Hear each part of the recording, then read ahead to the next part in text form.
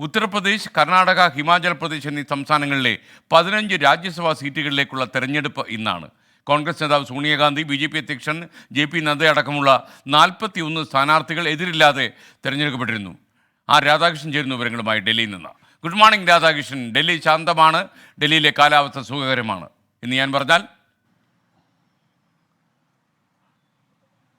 തീർച്ചയായിട്ടും അത് അംഗീകരിക്കേണ്ടി വരും സ്കാൻ. കാരണം ഇന്ന് ഒരു ചെറിയ മഴ കൂടി പെയ്തതോടെ ഈ അന്തരീക്ഷത്തിലെ ആ മലിനീകരണത്തിൻ്റെ തോതൊക്കെ വളരെ വലിയ രീതിയിൽ കുറഞ്ഞിട്ടുണ്ട്. സുഖകരമായിട്ടുള്ള ഒരു പ്രഭാതം ആണ് ഡൽഹിയെ സംബന്ധിച്ച് ഇന്ന് നമുക്ക് തീർത്തും പറയാം. അങ്ങനെയുള്ളൊരു അവസ്ഥ, പൊടിപടലങ്ങളൊന്നും ഇല്ലാത്ത ഒരു ദിവസമാണ് ഈ ചെറിയൊരു മഴ പെയ്തതോടുകൂടി. ചാറ്റൽ മഴ എന്ന് പറയാൻ പറ്റില്ലെങ്കിൽ ഒരു നല്ല മഴ പെയ്ത ഒരു സാഹചര്യത്തിൽ എല്ലായിടങ്ങളിലും, ഡൽഹിയിലെ ഏതാണ്ട് എല്ലായിടങ്ങളിലും പെയ്തിട്ടുണ്ട് എന്നാണ് നമുക്കറിയാനും സാധിക്കുന്നത്. അതുകൊണ്ട് ഒരു നല്ല പ്രഭാതവും നല്ല അന്തരീക്ഷത്തിലുള്ള ദിവസവുമാണ് ഇന്ന് ഡൽഹിയെ സംബന്ധിച്ച് ഉള്ളത്. ആ ദിവസമാണ് SK നേരത്തെ സൂചിപ്പിച്ചതുപോലെ രാജ്യസഭാ തെരഞ്ഞെടുപ്പുമായി ബന്ധപ്പെട്ടിട്ടുള്ള നടപടിക്രമങ്ങൾ ഉണ്ടാകുന്നത്. 15 രാജ്യസഭാ സീറ്റുകളിലേക്കാണ് ഇന്ന് തെരഞ്ഞെടുപ്പ് നടക്കുന്നത്. ഉത്തർപ്രദേശ്, ഒപ്പം ഹിമാചൽ പ്രദേശ്, കർണാടക എന്നീ 3 സംസ്ഥാനങ്ങളിലാണ് തെരഞ്ഞെടുപ്പ് നടക്കാൻ പോകുന്നത്. ഇതിൽ ഏറ്റവും ശ്രദ്ധേയമായിട്ടുള്ള പോരാട്ടം നടക്കുന്നത് ഉത്തർപ്രദേശിലാണ്.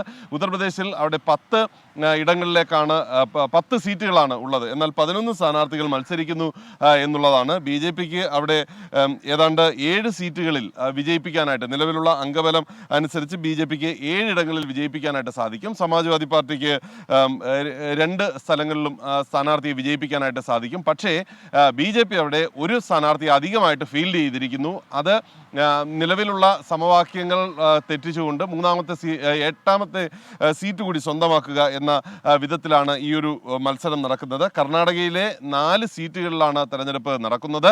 അതിൽ 3 എണ്ണത്തിൽ കോൺഗ്രസിന് വിജയിക്കാൻ സാധിക്കും, ഒരിടത്ത് BJPക്ക് വിജയിക്കാൻ സാധിക്കും. പക്ഷേ അവിടെ 5ാമതൊരു സ്ഥാനാർത്ഥി കൂടി മത്സരിക്കുന്നുണ്ട്. ജനതാദളിൻ്റെതായിട്ട് മത്സരിക്കുന്ന സ്ഥാനാർത്ഥി. അവിടെ പ്രതീക്ഷിക്കുന്ന ഒരു ക്രോസ് വോട്ടാണ്. അത് ഇന്നലെ അവിടുത്തെ ഉപമുഖ്യമന്ത്രി ശിവകുമാർ അത് പറയുകയും ചെയ്തു. ക്രോസ് വോട്ടിങ്ങിന് വേണ്ടിയിട്ടാണ് ഈ 5ാം സ്ഥാനാർത്ഥിയെ നിർത്തി ഒരു അന്തസ്സില്ലാത്ത മത്സരം അല്ലെങ്കിൽ ഒരു രാഷ്ട്രീയ നിലപാട് സ്വീകരിച്ചിരിക്കുന്നത് NDA എന്ന ഒരു വിമർശനമായിരുന്നു അദ്ദേഹം പറയുന്നത്. ഈ ഉത്തർപ്രദേശിലെ കണക്ക് നമ്മൾ പരിശോധിക്കുമ്പോൾ 403 അംഗ നിയമസഭയാണ്. അവിടെ ഇപ്പോഴും 399 അംഗങ്ങളാണുള്ളത്. 37 ഒന്നാം വോട്ടുകളാണ് ഒരു സ്ഥാനാർത്ഥിക്ക് വിജയിക്കണമെങ്കിൽ വേണ്ടത്. അങ്ങനെയാണെങ്കിൽ BJPക്ക് ഏതാണ്ട് 252 വോട്ടുകളാണുള്ളത്. മൊത്തം NDAക്ക് പറയുമ്പോൾ 277 MLA-മാർ ഉണ്ട്. അങ്ങനെയാണെങ്കിൽ അവിടെ BJPക്ക് ഒരു 7 സ്ഥാനാർത്ഥി വിജയിപ്പിക്കാനായിട്ട് സാധിക്കും. സമാജ്വാദി പാർട്ടിക്ക് 108 ആണ് അവിടെ സീറ്റുകളുള്ളത്.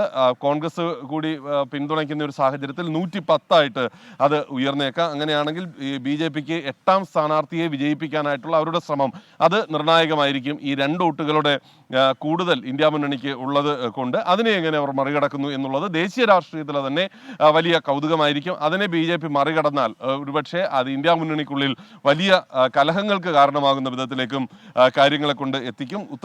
ഹിമാചൽ പ്രദേശിൽ 68 അംഗ നിയമസഭയാണ് ഉള്ളത്. അവിടെ കോൺഗ്രസിന് 40 സീറ്റുകളുണ്ട്, BJPക്ക് 25 MLA-മാരാണ് ഉള്ളത്. മനു അഭിഷേക് സിംഗ്വി, കോൺഗ്രസിന്റെ സ്ഥാനാർത്ഥിയായിട്ടുള്ള മനു അഭിഷേക് സിംഗ്വിക്കാണ് അവിടെ നിന്ന് വിജയിക്കാനായിട്ടുള്ള സാധ്യത. പക്ഷേ BJP അവിടെ ഒരു സ്ഥാനാർത്ഥിയെ ഫീൽഡ് ചെയ്തിരിക്കുന്നു. ഹർഷ് മഹാജനാണ് BJP അവിടെ ഫീൽഡ് ചെയ്തിരിക്കുന്ന സ്ഥാനാർത്ഥി. ഈ തെരഞ്ഞെടുപ്പുമായി ബന്ധപ്പെട്ട് രാജസ്ഥാനിൽ നിന്ന് സോണിയാഗാന്ധി തെരഞ്ഞെടുക്കപ്പെട്ടിട്ടുണ്ട്, JP നദ്ദ തെരഞ്ഞെടുക്കപ്പെട്ടിട്ടുണ്ട് ഗുജറാത്തിൽ നിന്ന്. അങ്ങനെ പ്രധാനപ്പെട്ട ഒരുപിടി നേതാക്കന്മാർ ഇതിന്റെ ഭാഗമായിട്ട് തെരഞ്ഞെടുക്കപ്പെട്ട് കഴിഞ്ഞു എതിരില്ലാതെ. എന്നാൽ ഈ 15 സീറ്റുകളിൽ ഉത്തർപ്രദേശ്, കർണാടക, ഒപ്പം ഹിമാചൽ പ്രദേശ് ഈ സംസ്ഥാനങ്ങളിലെ 15 സീറ്റുകളിലേക്കുള്ള തെരഞ്ഞെടുപ്പ് ഇന്ന് നടക്കുകയാണ്. Okay, thank you Radhakrishnan.